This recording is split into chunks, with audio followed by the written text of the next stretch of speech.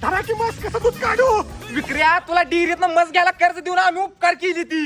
इथल्या दुधात पाणी घालतो की नाही बघाय तुम्ही आलाय. मशीन शिंग मारल तर मला काय सांगायला नाही. अरे मशीन आमच्या शेतात घालू दे पण आम्ही चेक करणार. करा करा. ए दाजी किटलीत आधीच काय तर असले का आवाज येतोय. थांब थांब. इसल्या यानं आधीच किती 4 लिटर पाणी घेतलंय. मला माहित होतं म्हणून याची फॅट कमी लागत्या. मी भागातला टॉपचा दूध उत्पादक आहे.